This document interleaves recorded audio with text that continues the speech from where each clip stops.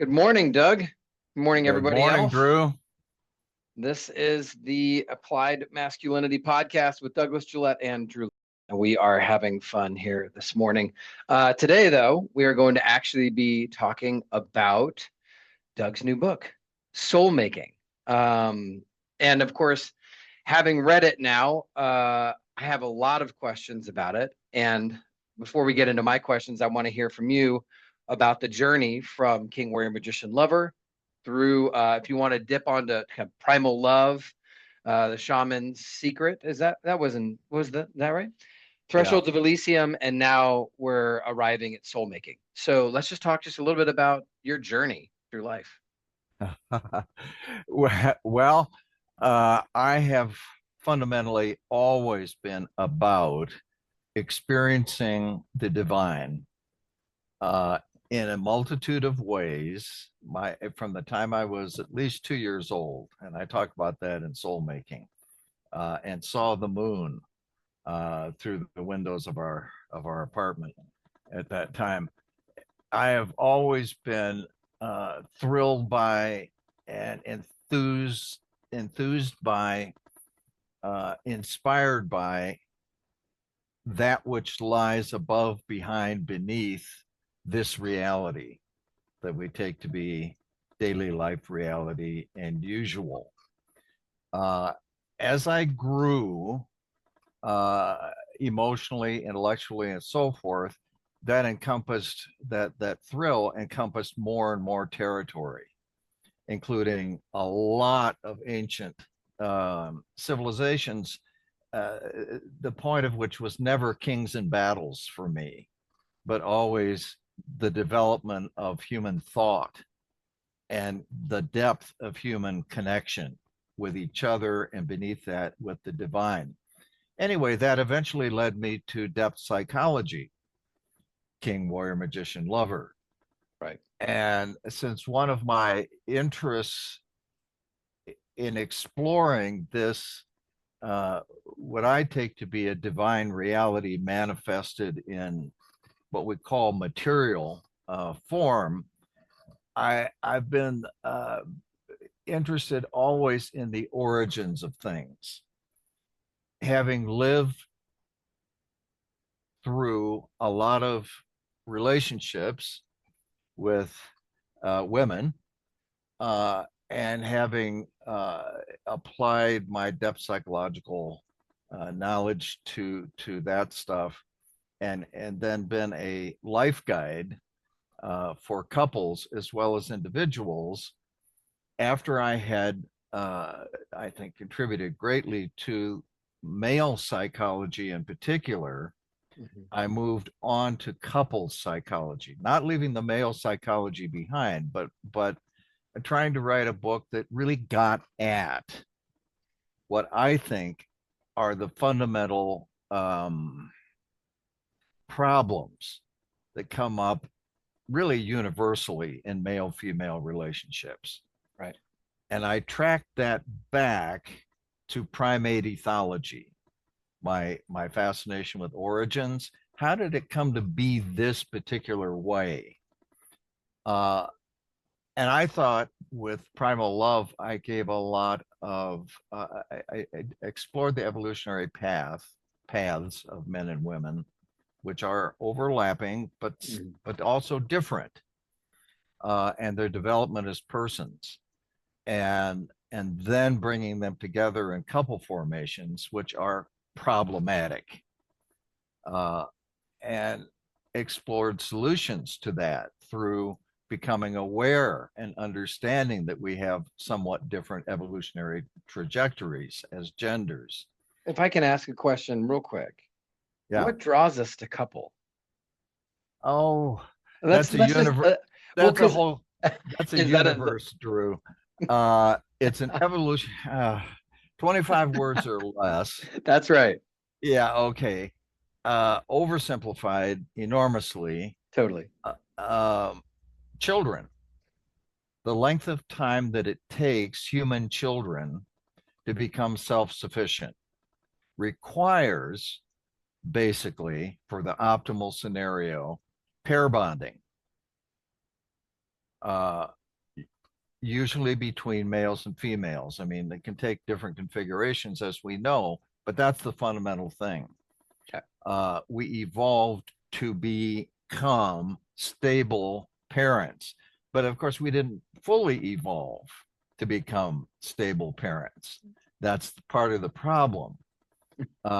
Because in the old days, back behind us in our primate heritage, both male and female were promiscuous to a large extent, especially the male, for biological reasons. But when it took kids, chimpanzee kids can essentially be self-sufficient in 4 years. Humans, minimum of 7, optimal 10. So our pair bonding, in my view, and it's not just mine, it's evolutionary psychologists and primate ethologists and so forth. So that's that. We're a mixed bag. We are in every way imaginable. Humans are a mosaic of everything that we have been and evolved through, and so it's a problem. Pair bonding is a problem. That's more than 25 words, but yes. Yeah, it is more than 25. Okay. All right, moving into that's a whole unit. It's very helpful, and I appreciate that because it's nice to know how, a little bit about how that works. You know what I mean? Yeah, so it's not about women are good, men are bad. It's that we have, for the promiscuity and so forth. Women too have this promiscuity thing too. It's not just men, it's mainly men, but it has to do biologically with, as I said, the length of time it takes a human child to become self-sufficient. It's also about the reproductive aspects of ourselves. Women have a limited number of eggs, which means unconsciously they protect that as much as they possibly can. And in the distant past and the more recent past, that required, and even today to some degree, requires a stable relationship with a male who will always be there. Okay, they have a limited number of eggs. Men, until you get to be my age, have an unlimited amount of sperm. The male push is to have impregnate as many females as possible. Right. That's the biological push, which is, as we all know, runs straight into, crashes into the pair bonding thing. Right. So that's that. And in Primal Love, I was exploring all that and then trying to, from a depth psychological, primate ethological, and evolutionary psychology perspective. Okay. Then shortly after that, I published with Bantam the Shaman's Secret. I've always been, among the ancient cultures, I've been fascinated with the Maya in particular. And many trips to Mexico, many explorations of ruins, the literature, which we can now read, the Maya hieroglyphs. And I saw a spiritual tradition that, while very different in many respects from what we in the West, we Westerners, have grown up with and so forth, in other ways, it has very strong parallels with Christianity in particular, dying, resurrecting Savior, et cetera, et cetera. Yeah. Multiple tries at civilization and also all souls pre-existing in some form, incarnating and growing, of course, flourishing, dying in the ideal scenario, but dying and resurrecting in the next life. I thought, wow, gee, I mean, I'd seen that with Egypt and other civilizations, and here were the Maya, so different from us, and not from most of us, and not even on the radar, really, of comparative religious studies. And I wanted to put it on the radar and say, hey, look, you know, we have a lot of differences as human beings, culturally, religiously, et cetera, but we have these underlying similarities which must have something to do with the deep psyche of all of us. Right. So after that, I did write a 1,250 some page manuscript on comparative religion, which is copyrighted. I never published it, but I've taught from it. I've taught any number of classes: history of Islamic thought, early Christianity, ancient Egyptian religion, and so forth, from that huge manuscript, which is sitting there at the Library of Congress.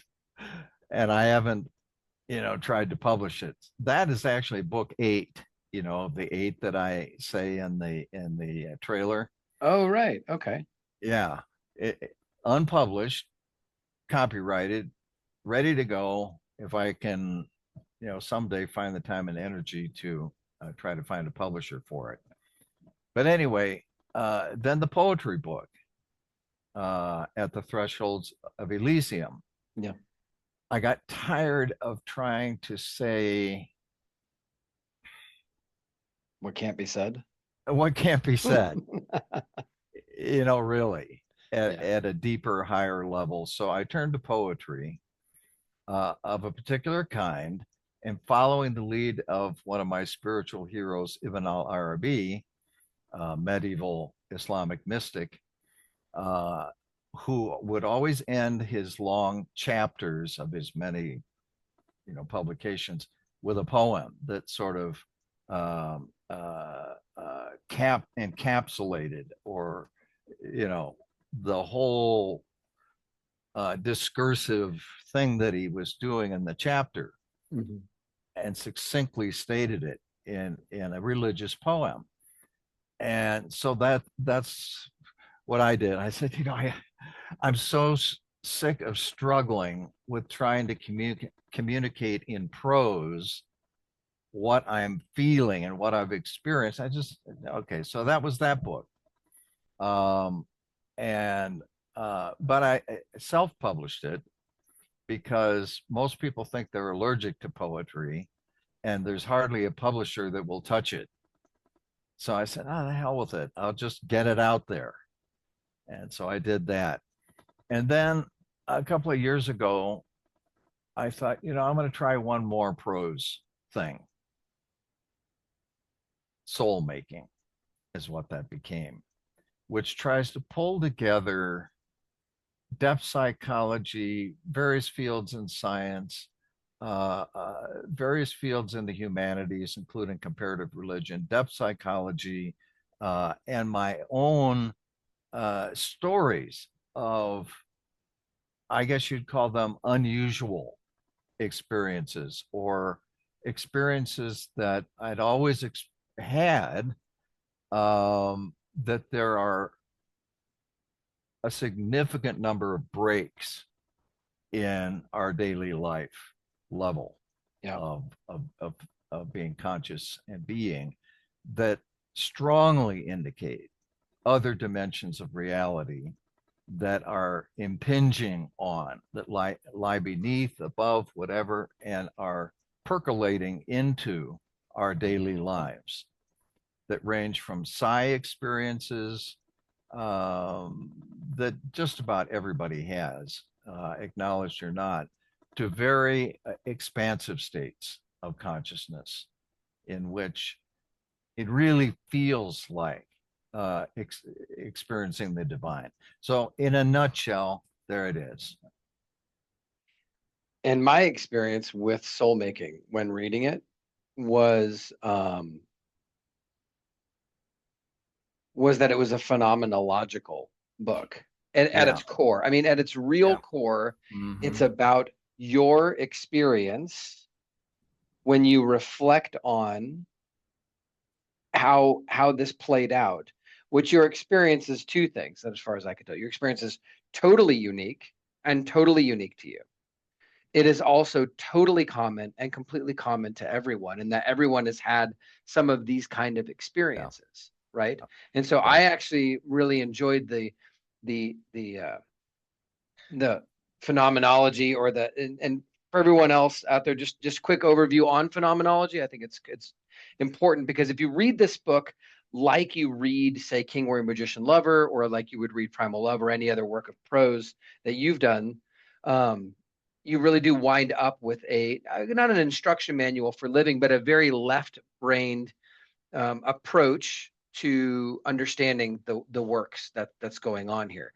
In soul making, there's a deep relational connection of the study of lived experience, which is phenomenology. And that's what I love personally. I love the connections. I love the personal stories. Um, I love the way that we can kind of go and visit the squirrels with you in the backyard. Um, and I think that sitting there with you on that camping trip when you were a young boy in the Scouts, I think all of these things help to um, give us a picture that life is not just this series of one dragon slaying adventure to the next maiden saving aspect to Yeah. alchemy and making gold out of lead and then ruling over your kingdom, right? It's not that. It's much more a series of kind of aha moments where suddenly life just opens up to you, Mhm. and then you engage with it in a new dimension. Is that Yeah, yeah. I say that explicitly near the beginning of the book, that this is, first of all, this is what I have experienced. yeah, In that sense, it is all psychological fact. right, Uh, it is phenomenological because it is what I have experienced. Uh, and then the more cerebral parts of the book are my attempts to understand with the left brain, you know, yeah, what are some of the implications of those specific experiences. Uh, and I say early on too that I'm not uh, doing the intellectual ruminations for the mhm, sake of doing that, and I'm not doing them from somebody else's point of view. right, I do draw on a number of thinkers that I resonate with, who have more deeply and more consistently perhaps explored the nature of reality, capital R, and so forth, that I resonate with, that I think are speaking what I would like to say, but I don't. It isn't. It isn't a prose. It isn't a dissertation. right. You know, I it is If I can jump phenomenological. in, yeah, Yeah. it is. And when I read last night for my PhD, of which I'm going to be sending you a 20-page paper here very soon. I All wrote right. 13 pages yesterday, very happy. But yesterday I was reading a theological anthropologist who's also a missiologist, so he studies missions work and doing it in the context of the culture rather than subjecting just straight Western Christian culture into it, which of course Right. is some form of divine right imperialism. Not the point. Point is this: he said we are not called to be God's lawyers. Mm, Through systematic theology, we are called to be God's witnesses. mm, And that's what I really love about soul making. Soul making to me is a witnessing from Doug to people regarding your experience with capital R reality. mm-hmm, And mm-hmm. it is and when you witness something, I think as humans, I know for me personally, I get curious about what did I witness? Mm-hmm. What are those cloud formations when I'm out in the mountains, right? What made the scratches on the trees, right? What is it? My dad says that a lot, actually. He says, Drew, when you don't know, yeah, I think this is a Rumi thing, that you can go inside your soul and you can just compassionately ask, what is it? And I think soul making is this great blend of the witness that you're providing for your experience with God, reality, the universe as what is, right? Mm-hmm. And also just kind of a very wonderful to me exposition on your curious take. The thing that I will tell you, the part of the book that I enjoyed the most, that stuck out to me the most, that was I found to be practical and terribly interesting. And if you can talk about it, I'd love to hear your thoughts. Okay. It was on the idea of that everything is a series of waves and quantum subatomic particles, and that creation is the act of collapsing a wave Mm-hmm. intentionally, which then causes reality to be formed in that space. Now, so what I had occurred to me was in certain conversations, if I interject now versus now, I've collapsed the wave at a different spot. Mm-hmm. And thus we're experiencing reality in relationship to the wave that I'm collapsing. And of course, this played into things like laws of attraction, Yeah. right? That what you're focusing on, you bring to you self-fulfilling prophecies, all that kind of stuff seemed to me Mm-hmm. a subconscious form of particle collapsing or wave collapsing. So talk to me just how did you even, first of all, how did you arrive at that conclusion? And two, how did you even wind up in quantum physics? I'm just curious. Okay. I'll let you Uh, take the floor. well, let's see how to. Take your time. I began to notice in the course of my life that things that I had imagined, just even casually, in childhood and so forth and on through my life, had a strong, if it pertained to me, to my nature, to my, the person I am, tended to show up. I began to notice that. And I thought, oh, that's interesting. Um, where's that coming from? How does that work? Um, and that gets us into deep questions about the nature of reality, capital R, which as I say in the book, I I don't know what reality is. I don't know anybody who does. And that means anybody past, anybody present, and I presume anybody future. It is just too deep, too, well, I think ultimately infinite and out of our range as finite creatures. But that's how it started. Was would have an idea would just come to me, I'd let it go, and weeks, months, years later, it would show up in my life. So I began to think, like, am I doing that? Or, is it my will? Because none of the wishes, images, etc., that I would have were accompanied by strong will. I wish, that this would happen. And there was no sitting down and meditating and trying to force reality to come to me as I had imagined it. It was casual. It was just life, it was just flow. And so then the question comes up, as I said, am I somehow creating this?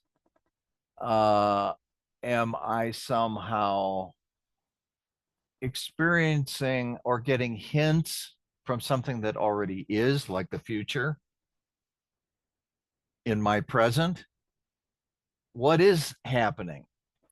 I don't know, but uh, you know, but I do think that we are in some kind of, at least humans are, and I imagine other life forms are too, in some kind of cooperative relationship, a partnership with powers, forces, flows, entities, etc., ultimately God, that um,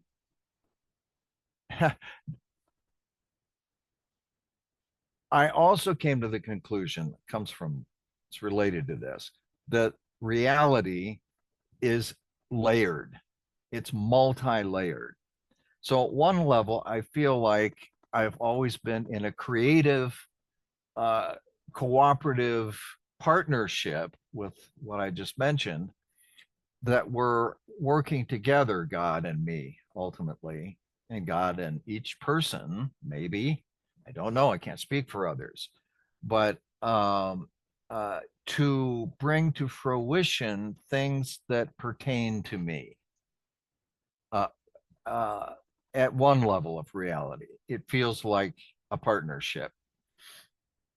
And that when doors have closed, as the cliche goes, windows have opened. I've been guided. I feel that.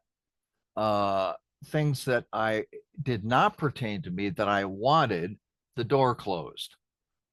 And then another door over here or a window opened. And oh, okay. That does pertain to me in retrospect. Okay, at another level, I do think that everything that will be, has been, is, will be, is above time and space, uh, or beneath it, whatever. I think we live most of our lives in a very narrow band of reality, and that at an ultimate level, it all is. So there's ultimately no difference at the ultimate level between potential and actual. Here, where we spend most of our conscious lives, it does seem as if there's a difference between potential and actual. Anyway, that I don't I didn't come to that conclusion. They're not even conclusions, they're tentative conclusions for me, the stuff that I've seen work in my life. Tentative conclusions for me. Yeah, for me. Uh, I didn't come to that from quantum physics. I came to quantum physics from those experiences. Sure. And let me be clear that I don't believe that quantum physics is the foundation for reality, or that grand philosophical and theological conclusions can be drawn from quantum physics. It's a very material. Well, it seems to be both a material phenomenon, quantum physics, as the basis for the macro world of matter and energy. And at the same time, it's not. I mean, it calls into question most of our assumptions about matter. Right.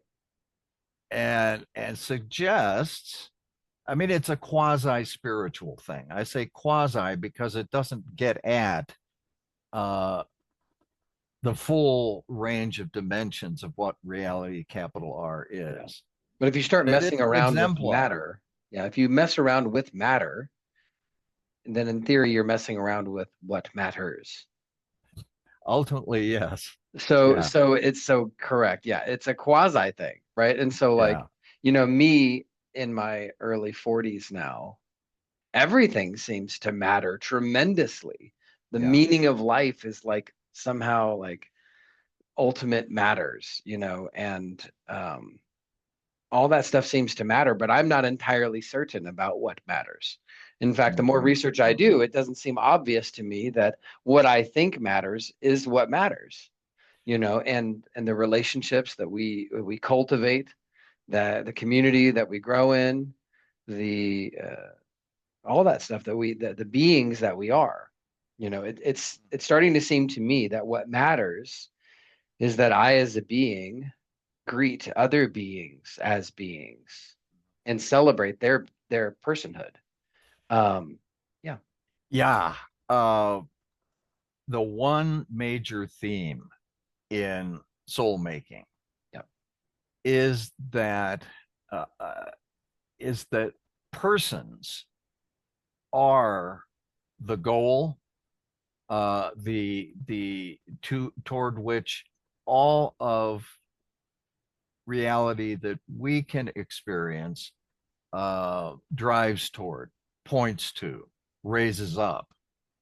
Uh, Persons, and I don't just mean humans, but at the apex on this planet at least, persons are the reason for being of the universe. Persons are the highest expression of the divine as it works through the universe, evolutionary process and so forth, to manifest persons, and ultimately and foremost persons that can experience both giving and receiving love. There isn't anything else that matters much, for us at least, or I'll say for me, than that experience of meeting, which we can't do if we don't have a universe. The only way to meet is if there's a place to do it. Right. Meeting, and as far as possible, loving and being loved. That's my dad's favorite quote, is that Rumi quote. There is a field somewhere between right and wrong, and I'll see you there. Yeah. And that's that's one of his driving quotes. The same idea, right? Yeah. Yeah, a lot of people are interested in many other things, and they don't, and that's great, because we create civilization, we enrich our lives and so forth, pursuing the study of asteroids or pursuing the study of human evolution, or whatever it may be, math, making a living, which seems to be foremost in many or most people's lives, understandably, because we're trying to stay here, as long as we can. That's the point, and have as much pleasure as we can from a whole variety of sources. But what is missed is the most obvious thing to me, and that is the experience of love, giving and receiving. There's just, for me anyway, with all my enthusiasms and interests and so forth, loving and being loved by my wife, by my daughter, by my granddaughter in particular in my life, there is nothing that holds a candle to that. That's what matters. That's what matters. Other things do too. And as I think trying to figure out reality in whatever field of study you're in, or however you're living your life, is a rich and rewarding exercise, ultimately doomed to failure. It's as they say, it's the journey, not the goal, in that sense, because we can't figure it out ultimately. Which doesn't mean we shouldn't try. It just means, we can't in the end. What was I going to say? That levels, layers. I believe that God has many purposes. That's the tentative conclusion I've come to. Many purposes, 99.999999% of which I can't fathom. I cannot know. And I don't care. What one purpose that I do know from observing myself phenomenologically, you could say, is loving and being loved. If I feel God's love, and God's love through individuals, and I give that back, all of the other purposes, I don't know what they're for. I don't care. And I can't, I don't have the capacity even to understand. them? Like, why is there evil? That's the big one. And how does it break out? And what is its purpose for us? And I've tried theologically, philosophically, all kinds of different answers, and Well, they're not Nat satisfying. King Cole wrote a song called Nature Boy, and in it has the lyrics, the greatest thing you'll ever learn is to love and be loved in return. Mm, hmm. And Yeah. and that is, and so and I think that's what Jesus was about, Hmm. you know. I think that that's what all great spiritual mystics are about. Yeah. And at the end of the day, whether I was part of the reading yesterday that I was doing was talking about the guy who invented the microwave laser, Mm-hmm. and how he obsessed over it for a decade, won the Nobel Prize, but now nobody would ever read that paper because it's just obsolete and taken for granted, which means that somebody was probably going to discover that. It happened to be him, Hmm. but again, in academia, you're trying to push the limits by 1/1000 of 1%, if you're lucky, to have that much of an influence, right? And at the end of the day, so therefore that for as so passions, um, occupations, things that we do to make a living, as it were, those should give us pleasure. Like we should experience pleasure from the work. We should experience joy in the pursuit because we are doing something that we find to be innately and inherently interesting to us, right? Meaningful. Yeah. So, but we're not a slave to it in that in the perfect state. uh, If I can, I'm trying to paraphrase this in a practical way. Hmm. Um, in a perfect state, we would pursue a goal because we find pleasure and meaning in it, knowing that it is not our reason for being here, Hmm. right? But that doesn't mean it's not pleasurable. I enjoy eating a Snickers bar. Like it's pleasurable, you know what I mean? I enjoy working. It's pleasurable, some things um not so pleasurable, right? And so I don't do those things. So but it's about finding a way to enjoy every day as process. And I know in the West, and I'm definitely guilty as charged here, that I think it's about outcomes. And I get obsessed with outcomes. It's an absolute problem. And I know I'm not alone in focusing on outcomes. So my question with you in that regard is over the years, how do you maintain a focus on process over outcomes? Or do you? When I was younger, Mhm. outcomes were very important to me. Okay. Um, with age, processes become more important because the outcomes. I mean, it's not that outcomes become. I'm not indifferent to outcomes, but uh, they're not up to me finally. Processes, I'm in this cooperative partnership with the universe, reality, God, um, and of course, other beings, both human and not, both incarnate and not. Um, and I, yeah, but the ultimate result, I'm aiming for goodness. If that's not what results, I've done something wrong on one level. Can On you another define level, goodness? oh, And not okay. 25 words or less. It's a new game. It's a new game we're playing. Uh, Health, flourishing, creativity, moral, ethical goodness, uh, quest for knowledge. I mean, there's a lot of forms of it. Creation of beauty, Okay. etc.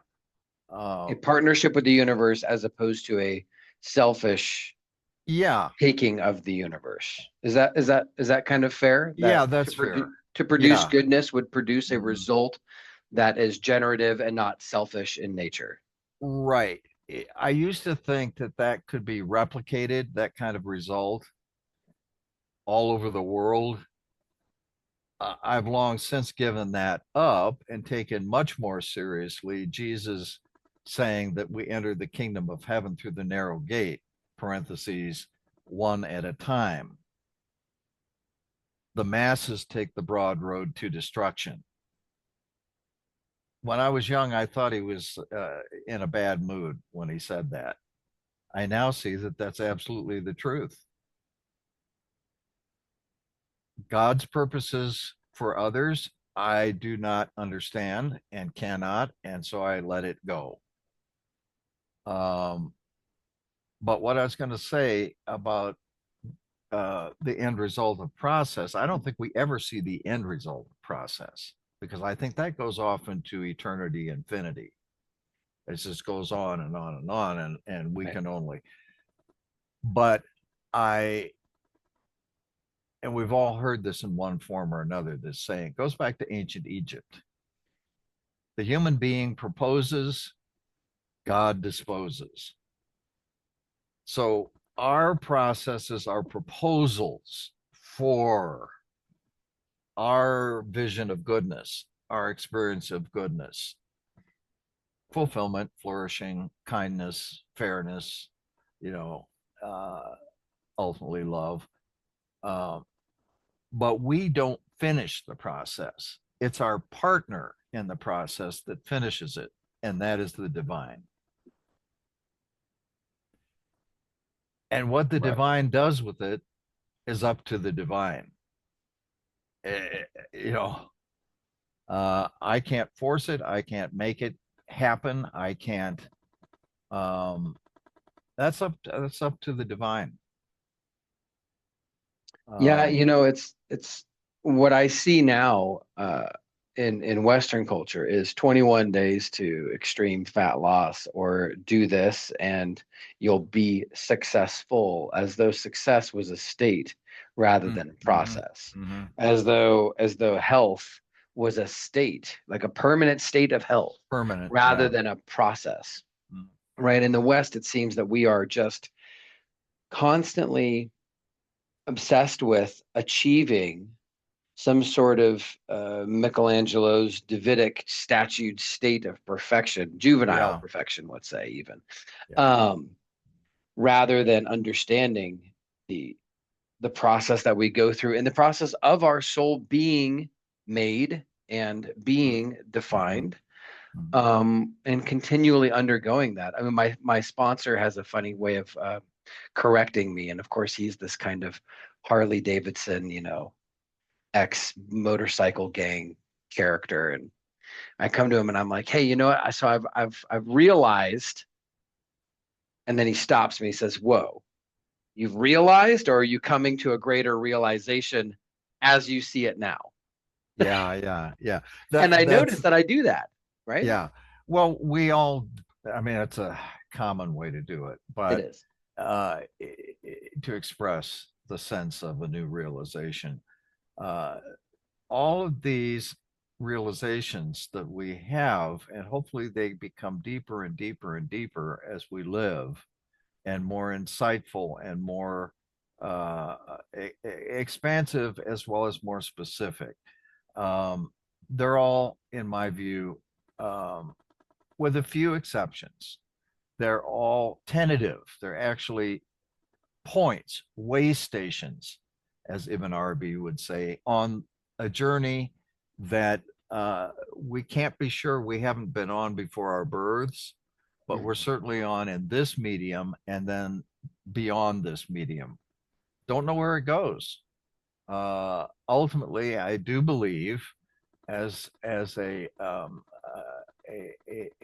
I would say a universalistic Christian, or a Christian universalist, I do believe it all ends in goodness beyond what we can even imagine, um, because God is good in ways that we can and in ways that we cannot imagine. But I like what your sponsor, that he stops you and calls you on that and says, wait a minute, um, that's what you've come to at this way station. Yeah. And that's good. That's great. It's not the last way station, however. There's Right. more, and there's always more. Well, and that is the joy, that more shall be revealed.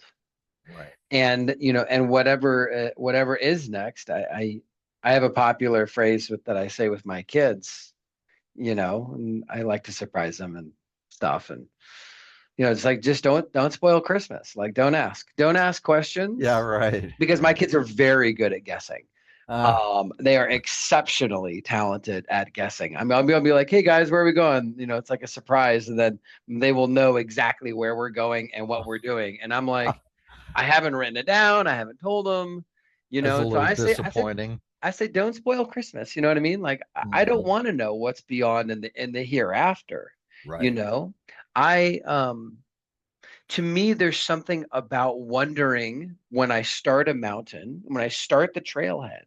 There's something about wondering if I'm going to make it to the top that makes it fun. Hmm. Yeah. Yeah. And yeah, Yeah. The mystery uh, absolutely. is always out there. Uh, we are building through it, or having realizations, or and so forth. But yeah, I think things have been designed so that we will always, if we're open to it, be intrigued, enticed, lured, as Alfred North Whitehead put it, Mm. uh, toward the more, which isn't in opposition to feeling happy and satisfied with the now, or what we have now. It isn't in opposition. It's like, we need to be satisfied and happy. We need to reach those landings, or those way stations Mhm. in our lives, and then whether we like it or not, and hopefully, and some of it doesn't seem to be good, but ultimately, trust the divine. We are led away from that satisfaction into something more. I think that's even true of age, can be true of even aging and death. Um, I don't want to know, and can't actually know. I don't think anybody can, what is on the other side of our biological death here, the failure of the material, whatever matter is, organism. Um, that makes whatever is next um, enticing, and also terrifying. Um, what is it? I Let's put it this way, since we're kind of talking about what's next. I don't want to be stuck with Doug forever. That's one thing I'll say. All right. You know, I, okay, so I'm hopeful that I keep growing and growing and expanding and becoming kinder, wiser, more loving through various stages beyond this particular expression of Doug. Uh, I'm also hopeful that at some point I'm I will be able to and be empowered to drop Doug, and you know The ego, Doug. well, The whatever. what I mean the strong differentiating Yeah, Doug. yeah, the strong differentiated Doug. Yeah. Hmm. I Hmm. enjoy being me mostly, but yeah, I don't want to. That's why visions of eternal life, in which we are what we are here basically forever, are not appealing to me. Um, I also want my loved ones to be with me, Yep. growing, growing, growing. Uh, so that we're never alien to each other, you know. Or so, I believe we get an expanded range of ways of presenting ourselves. I would say that. Okay. Um, I do believe that. And I think I have some evidence for that from experiences of what we call apparitions. Sure. Um, uh, some of them, anyway, do. I have a lot of those in soul making. Some are creepy, some are wonderful.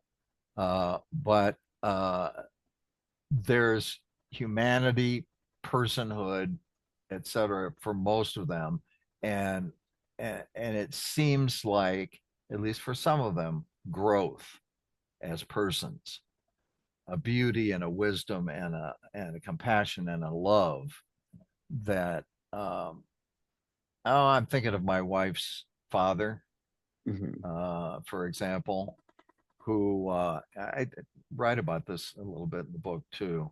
How he was a good guy, uh, Mexican migrant worker, uh, but seldom home because he was working in the United States Yeah, and the sure. family was in Mexico, and he was not ideally loving with his wife and so forth. When he did go home to the rancho, the little town in Mexico. But he was also, in a strange way, both macho and kind overall. But at any rate, a flawed human being uh, in some major ways. Okay, so he died, and my wife talked to him and said, "Please don't show up. Don't appear in my room." And she and I were married at that point. It'll freak me out, you know. So he didn't. But I would say a week after he died, he didn't know a word of it. Well, maybe a word or two of English, but almost no English.